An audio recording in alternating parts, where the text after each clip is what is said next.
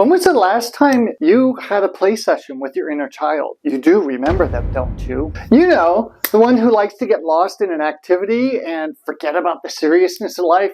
Well, at least for a little while. Or the one who acts out and causes all kinds of drama if they don't get the attention they think they deserve. Stay tuned. I've got some surefire ways to bring out your inner child to play.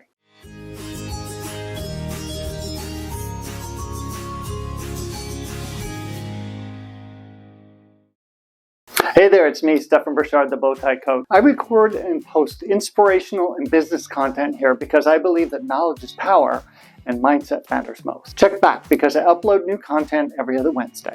For parents, preparing for school is hard work. It's a daily ritual that can either be tolerated or cherished. But whether you are an empty nest parent with your children off to college, or a parent finding free time during the day or evening while your kids are in school or bed, it is time to let out your inner child. Why? Because it's healthy and, more importantly, rewarding. First, when considering play, it's important to know what floats your boat and what you consider play. What one person considers as play, another person may find boring or routine. That's not to say we cannot play as couples or friends and co-workers, but we need to ensure everyone is interested in the activity. After all work, no play makes Jack and Jill boring.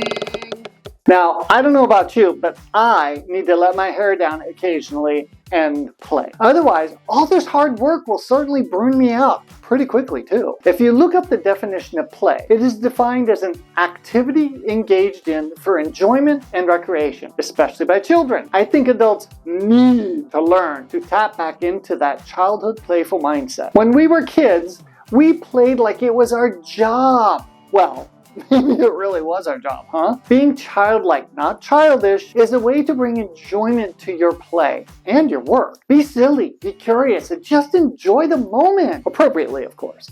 When I think of play, I think of theme parks, my absolute fave.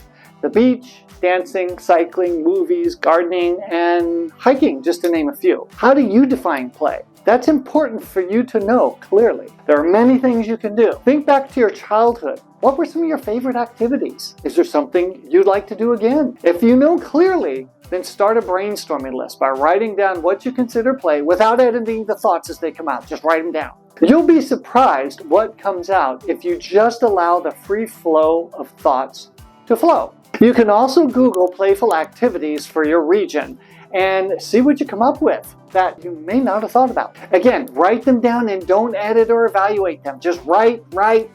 Then you can use these lists to make a list of things you can do when you have some free time. If you need to feel like an adult, you can call it your bucket list. Rate your list by what you can do easily and what may take a little bit more time, planning, and resources. This playful decompression gives us some needed mental space to return to our work renewed and refreshed. Really important. I know when I return to my work activities after taking a playful or creative break, I'm usually 10 times more productive and a lot more clear about what I need to do. You never know what may happen, and more importantly, you'll never know if you don't try. Just saying.